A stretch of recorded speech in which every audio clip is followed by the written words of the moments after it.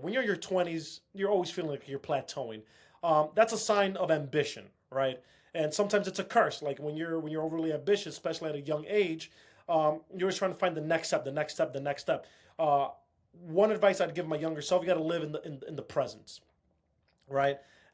When I was in my 20s, I wasn't living the present too much. It was always like the next promotion, the next raise, the next offsite trip, so I could collaborate with other employees from different cities, right? To kind of bump your chest a little bit, right? It was a lot of that. Yeah, it was a lot of that, right? So what I would advise someone starting their career: stay present. Your time will come. Trust me, your time will come, right? And in many cases, when I tell that to younger folks, man, they're further along in their career than when I was that age, right? So it's a sign of good things to come.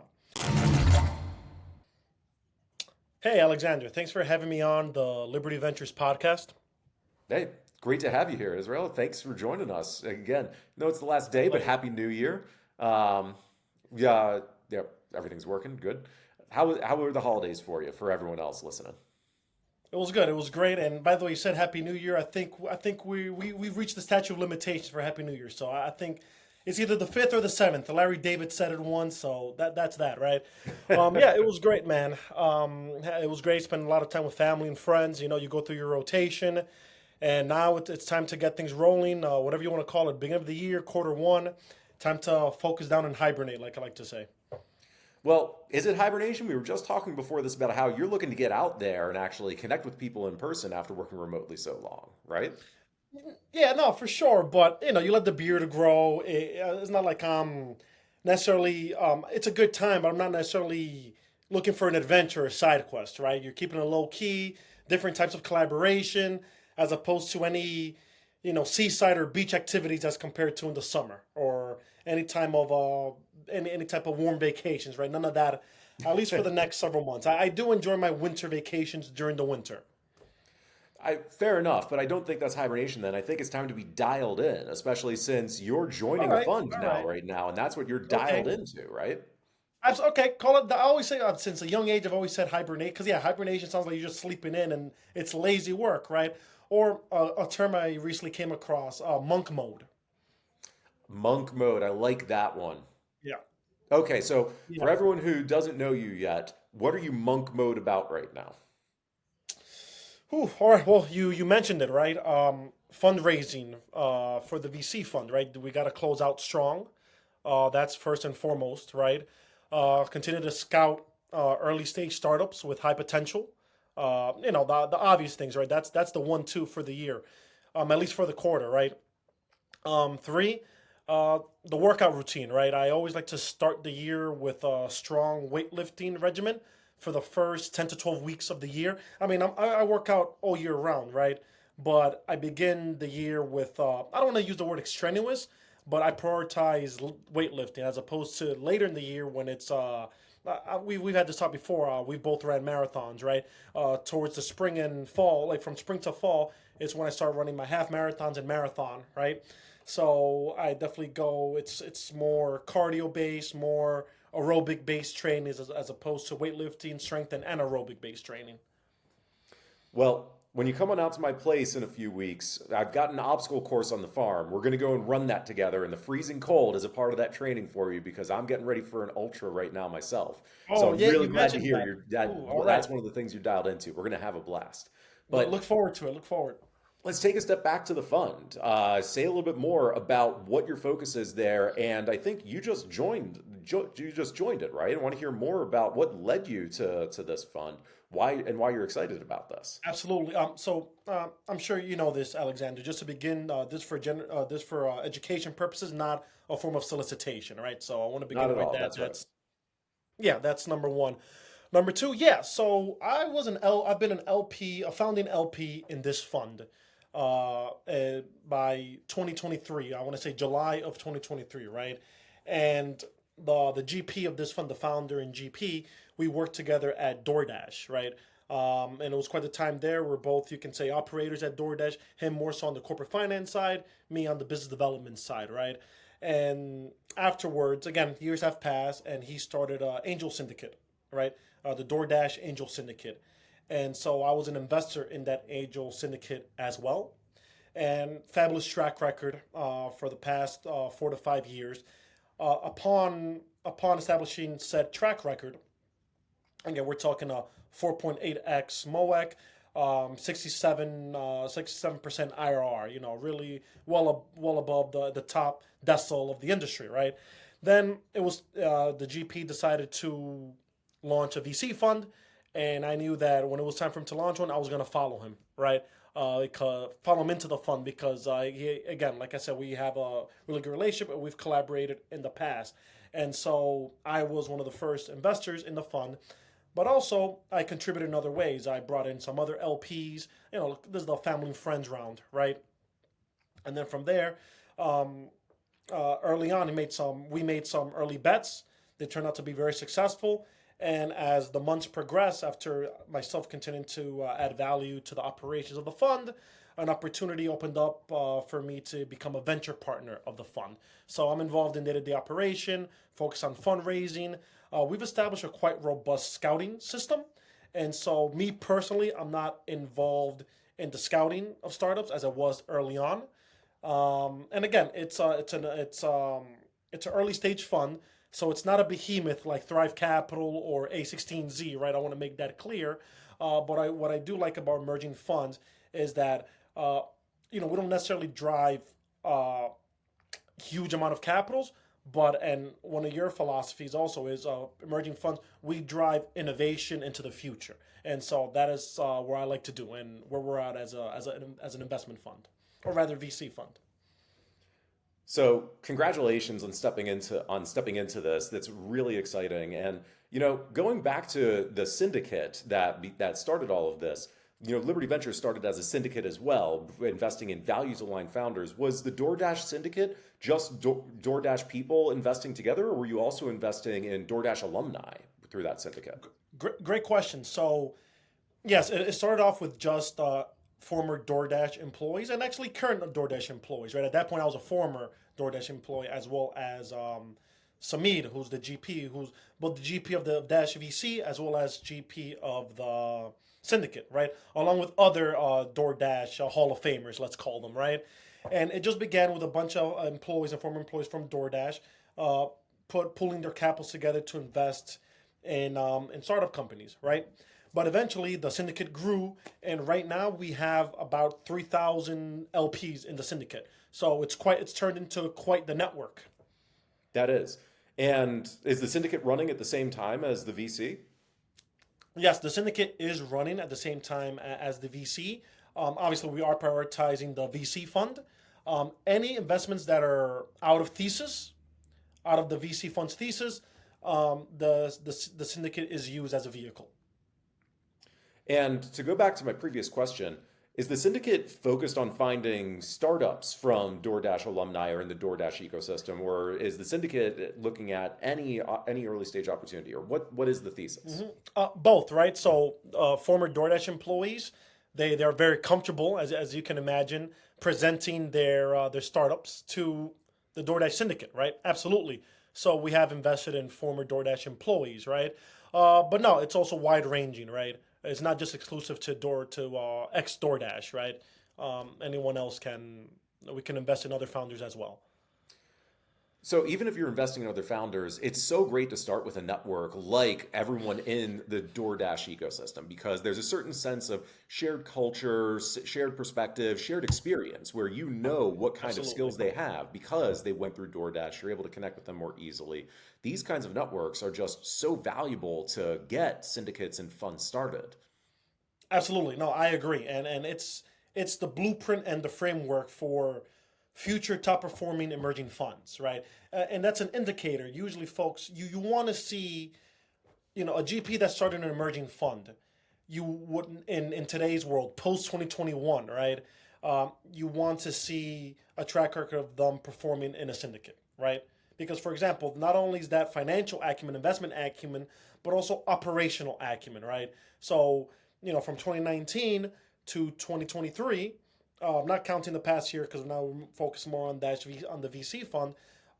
It was a very exquisite track record, right? And so to be able to convey that story, well, we were successful here, and we want to bring that same level of success to this fund. It tells a crispier story. 100%. And with the fund, and so actually, before we get into the fund, let's go back to your time at DoorDash. What was that like for you? What did you learn from being in such an incredible startup like DoorDash there? Absolutely. I want to backtrack just a little bit. I want to be like the origin story. So before DoorDash, there was Uber Eats, right? So I can't speak about DoorDash without Uber Eats, right? So I first started working at Uber Eats back in the summer of, I still remember, June 20th, 2016 is when I started working at Uber Eats. And the way it was, a couple months prior to that, I was in finance. I worked in finance. I was a financial analyst for a boutique wealth management firm, and I was just trying to raise my hand for anything. The first couple years out of college, you do what you can, right? And I felt like it's that's it. I did what I can. You want to go for the bulge bracket firms, right? The Goldman Sachs, the Morgan Stanleys, uh, Bank of America, Merrill Lynch, right? That's what you kind of want to aim for, right? And out of college, you're not placed there. Then you go to these other, like, call them, prestigious boutique management firms, but there's not a lot of growth, right? You kind of plateau early on. So at 23, I was like, that's it. This is my career. I'm doing this for the next 30 years. I'm done, right? No, that's just early adulthood angst, right? But this was a turning point in my career. I was reading the Wall Street Journal. It was the beginning of May, and I came across an article that the Saudi Arabia investment company, they invested $5 billion into Uber. So when I read that, it clicked. Something clicked. I'm just like, you know what? Let me apply to Uber. Let me apply to Uber, and you know what? Let me apply to other tech companies. Maybe this is the next step for me. Enough Morgan Stanley, right? Enough J.P. Morgan. Maybe that's just not my career path at this given point. And so I applied to Uber. I applied to several positions at Uber, right? And let's see what happens. A couple weeks later, I received an email, set up an interview, and it was a good interview. Right? It was a pretty good interview, to the point, right? And in that interview, they mentioned, they're like, "Hey, listen, there's this new concept that we're starting up. It's called Uber Eats, um, and we're trying to compete with Grubhub. Are you familiar with Grubhub? That was kind of like the theme of the interview, right? And then from there we just start talking, like, how, with your experience, how can you add value to this project, because it's so early, it's unproven. We're trying to figure it out. So you're gonna be involved in business development, in operations. You're gonna be wearing many different hats. I'm like, I'm up for it. Sounds good. You're an interview. You're overly enthusiastic, right? And lo and behold, I got an offer. Amazing. I still remember it was. Oh man, I was so happy. I called my mom. It was amazing, right? Because again, from reading that article to 6 weeks later, like, what a story, right? And so I started working at Uber Eats. I was there for quite some time, like over a year, right? We were part of the first sales team that launched Uber Eats in New York City. We started in Manhattan, then Queens, then at the turn of the year, now 2017, we launched in Westchester. We expanded to Westchester, Long Island, and then several months later to New Jersey. I was also placed on the New Jersey team as well, right? And it was great. It was great. And again, I'm telling the timelines here, 2016, 2017.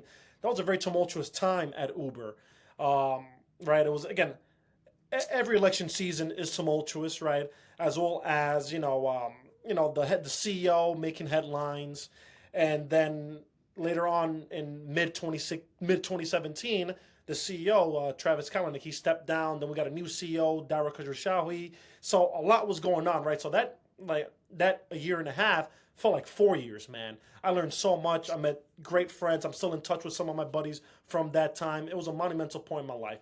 But sometimes you got to move on, right? And so I felt like I kind of plateaued, and I want to make a statement here. When you're in your 20s, you're always feeling like you're plateauing. That's a sign of ambition, right? And sometimes it's a curse. Like when you're overly ambitious, especially at a young age, you're always trying to find the next step, the next step, the next step. One advice I'd give my younger self: you got to live in the presence, right? When I was in my 20s, I wasn't living the present too much. It was always like the next promotion, the next raise, the next offsite trip, so I could collaborate with other employees from different cities, right? To kind of bump your chest a little bit, right? It was a lot Absolutely. of that. Yeah, it was a lot of that, right? So what I would advise someone starting their career, stay present. Your time will come. Trust me, your time will come, right? And in many cases, when I tell that to younger folks, man, they're further along in their career than when I was that age, right? So it's a sign of good things to come. So I felt like I plateaued, and from there I started applying in all other companies. You name them, other tech companies, whether it was Snapchat, whether it was WeWork, right? I applied, interviewed, and again, it took a lot for me to leave Uber because the perk. Uber at that time being the biggest unicorn, the biggest unicorn company in the world. That's number one. Number two, we had great perks and benefits. Number three, I had great friends there. So leaving, it was very hard to leave. And so then came one company, a very small company by the name of DoorDash. In terms of valuation, it wasn't really that small, but in the industry, it was small compared to Postmates, Caviar, Grubhub, and Uber Eats, right? And when I was launching the New Jersey market, these restaurants, they kept mentioning, oh, we're with DoorDash, we're with DoorDash. We're like, what's DoorDash? What? Like, come on, we're Uber Eats, we just had I thought we had a stronger value proposition, but clearly DoorDash was resonating and up and coming. And so I'm like, hey, let me do more research on DoorDash, on the competitor analysis, right? But then I started becoming more and more curious. And serendipitously, I applied to DoorDash, and at the same time, they reached out to me on LinkedIn, right? So like, oh, whoa, okay, let's have a Perfect conversation, right? timing. Perfect time. Let's have an intro call, right? And this was back in October of 2017. So we showed mutual interest. I had my interviews, right? It went well, quite intensive. I had to do a case study. The last round of interview, I interviewed with you know, uh, five folks who currently those five folks are doing very well, and they're doing very well, right? So I literally had the dream team interviewing me. Some of them today they're working in VC, they're founders of company, they own restaurants, etc. So definitely I was vetted quite a bit, is what I'm trying to say. And I went through the interview process, and I did well, of course, because I came from Uber, so I kind of knew the food order and delivery ideology. I knew it up and down, right? I knew it inside and out, right? And so a couple days after that, I was provided with an offer, and of course I accepted the offer. It was great. It was the next step in my career. It was higher pay, better position, everything that I wanted at Uber. That I was looking to obtain at Uber Eats. I was provided that offer in DoorDash, and I started working. And this part here, Alexander, is very, very, very important, right? This year was the game changer. The interview process October, November of 2017. I accepted my offer December of 2017 and started working December of 2017, right? Week one, when they flew me out to San Francisco training, I met Tony Shu, founder and CEO of DoorDash, day one. So at the time, he knew who I was, Israel Suero. I don't know if he still remembers me now. He's definitely up to bigger and better things. But he called me by my name, Israel. When the employment offer there, he signed it and all that. So it's good to know that once upon a time, I knew and spoke with Tony Shu right in San Francisco. Um, and then, so that was now December of 2017. And 3 months after that, SoftBank invested $500 million dollars into Uber, right? I'm sorry, excuse me, into DoorDash, right? So let me say that again. SoftBank Investment Group, they invested $500 million dollars into DoorDash, and the It's a big vote of valuation. confidence. Yeah. Oh yeah. Oh yeah. So after that, it became a unicorn company. So I became an employee pre-unicorn. Then 3 months later, SoftBank invested. Then it became a unicorn, and it was a really nice pay per payday, right? And yeah, did my time there. I was there for quite some time. Again, it felt like an eternity because Uber Eats plus DoorDash, right? It was literally the same thing, same industry, competitor, right? Fun fact: I non-executive. I think there was just one executive, the chief strategy officer. He also worked at Uber prior to DoorDash, but I was the first non-executive um, hire from Uber Eats to DoorDash. And so, like day one, they're like, "Oh man, this guy came from Uber. This guy came from Uber. Oh man, I had GMs wanting to meet with me, other employees. Oh, you're the Uber guy, man." I was like, "Yo, bro, like I'm not that guy, man." Oh man, I was so nervous. I had really smart, intelligent, brilliant people. We're talking Harvard MBA, Stanford, just wanting to pick my brain. They wanted an analysis of the industry. I'm like, yo, bro, what? It was interesting times, man. Interesting times. But I did my time. I did my time, right? And yeah, fast forward that experience from Uber and DoorDash, I found fascination with startups, with VC, because again, these are VC backed companies, right? And years later, translating to now me being part of the VC industry, something that always intrigued me when I was in college, right? Watching, I'm never gonna forget, back to back weeks, freshman in college, I saw Wall Street, Money Never Sleeps, with Shia LaBeouf and Michael Douglas, and The Social Network, right? And so again, we're talking finance related movies, startup related movies, VC jargon, and I'm like, oh, what's this? This is cool. I want to do this when I grow up. But I was 18, right? What did I know? Fast forward to my mid 20s, I kind of was, I was as an employee, I was a recipient of those benefits, right? And then fast forward now, I'm in my early 30s. I'm in the industry, so look at that, man. I live better than I live better than I deserve to, my friend. Congratulations. I mean, Thank you. that is just such a great trajectory and two great companies that you came from. And before we get into the work you're doing now in venture, what's one big takeaway that you had from both Uber Eats and DoorDash? I worked with some of the smartest, most ambitious, curious people. Definitely, I'd say just the people that I worked with, collaborated with, and yeah, let's call them co-workers, but let's also call them friends, right? I have nothing against, I believe that co-workers can be friends, in some cases, and actually most cases, right? Some of the friends I've made there, but also the fact that we worked together, achieved a goal. Yeah, man, these people that I met, so mission driven, and again, some of the smartest, most ambitious people that I've worked with. Again, from CEO down to entry level employees, everybody was plugged in the zone, always ready to go to war. And so is that what you look for now in the on the venture side, or what are your big takeaways from your time at DoorDash and Uber Eats to what you're doing on the VC side Oh now? man, excellent question. And I had, earlier today I had a meeting with my GP about this, right? So yes, we're looking at VC companies. Again, we could get fancy here. You're looking at the TAM, total addressable market, right? You're doing financial models, right? We have a team of data scientists and chartered financial analysts. They do all this work, right? We do our due diligence. We speak with the legal team. Yeah, all that fancy stuff. I get that. I get that, right? You need to do it, and there's a time and place for that. But as you know, Alexander, when you're investing in early stage companies, you're betting on the founder first and foremost, right? It's very founder centric. But you need more than that. Again, a lot of founders are similar in the sense that they're smart, they're brilliant, they have a trajectory of solving very complex problems since they're a very young age, right? That's now they're making it to the big leagues, right? And what I mean by the making it to the big leagues is us as VCs is like we're drafting essentially, right? You know. So now what sets them apart? And this is what I told my GP today in the meeting, from my experience and his experience also working at these unicorn companies, is their early stage employees, right? Part of the research is going to LinkedIn. Obviously, you start at the company, you go to the company name, you begin with the founder and CEO, right? And then you scroll through. Let's check their company, what their company's about, their bio, right? And then you go to the employee section.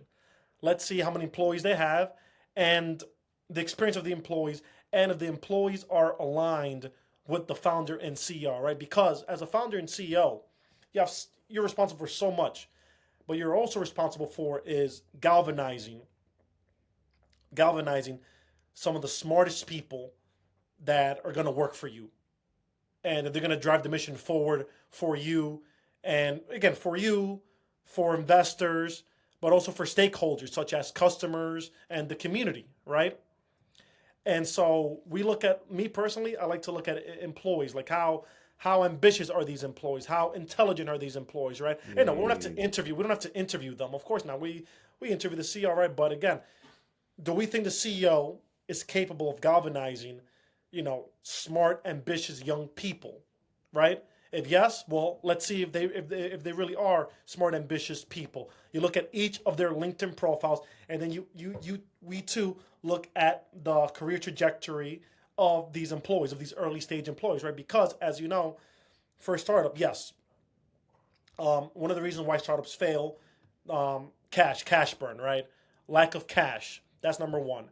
And also number two, lack of product market fit, but also just operational misalignment. That's another reason why startups fail. And so when you have the right team, the right set of employees, right after the founder and CEO, you have your founder and CEO, the C-suite. Then you have the next round of folks, right? Again, you have your lieutenants, right? Your generals. They need to be high level because they're going to drive the company forward. And I look for that.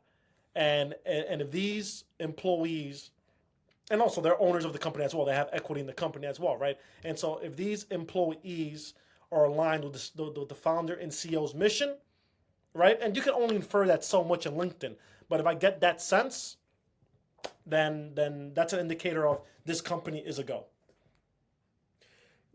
I really like the way that you're putting a spin on the normal refrain that it's the founding team that matters, and usually they talk about the founder, like the CEO is everything, but it's not just the executive leadership either. It is all the early employees because A players Absolutely. attract other A players, and B players start to push the A players out that they don't want to work with, and that's not going to lead to Yeah. the team being as successful as possible. So that's a really interesting approach. Yeah, and also A players they elevate other B players. Sometimes the difference between a B player and an A player is you need to be put in the right environment. 100%. Yeah, So, man. looking at 2025, what are you most excited about, or what do you think is coming up in the venture space that is going to be really exciting for the year? For sure. Okay. I want to begin with AI hardware, right? And so you're going to be seeing a lot of AI hardware companies come into play, right? And I get it. NVIDIA, they have a stranglehold in the market with GPUs and even new GPUs. Now, again, I was reading an article on NVIDIA. Now that it's the CES, they're going to launch the Blackwell, right? Blackwell chip, which is an all-purpose GPU. Just again, it's said to be more powerful than the H100s. Of course, and NVIDIA is going to continue to capture that. But I feel that there's another segment in the chip market, ASICs chips, right? Um, Meaning more specified chips. Because GPUs, as you know, they're all-purpose chips, right? And now there's a backlog. You have some of the biggest companies, let's call them, Fortune 500 companies. They're on the wait list for these NVIDIA GPU chips, right? But how about the mid-market companies, right? How about companies that they just need to use chips for one specific task, right? And the GPU is too expensive and is just overload, right? Well, you're going to see the rise of ASICs, right? Again, that's a thesis that myself and our fund has, and other startup companies have, right? So companies like Etched, like Cerberus, right? They're going to be coming into play. You're going to be hearing a lot about those companies. I say in the next 12 to, in the next 12 months, right? But key point, for new AI based hardware to be launching this year, again, they've been working for the past 18 months, man. Like right now, an AI enabled hardware startup. I think right now it's a little bit too late. You have to been doing the work the past year, the past 2 years, because it's so capital intensive. It's in, it's intricate process. To be, and also you have to have the partnerships in place with the semiconductor companies in Taiwan, for example, right? Yeah, it's a lot of work, right? So I say in the next 12 months, you'll be seeing a rise in AI chips that are not GPUs, more so ASICs. I think that's spot on. This is really exciting stuff, and it's going to be a really good year for venture. I think this is actually going to be a really good vintage because there's been a reset Yeah, in the market, in the venture market. yeah, yeah. Valuations are much more reasonable than they used to be. Founders realize they need to actually focus on profitability rather than just the next round. And technology is really just hitting an inflection point right now. This is going to be a big year.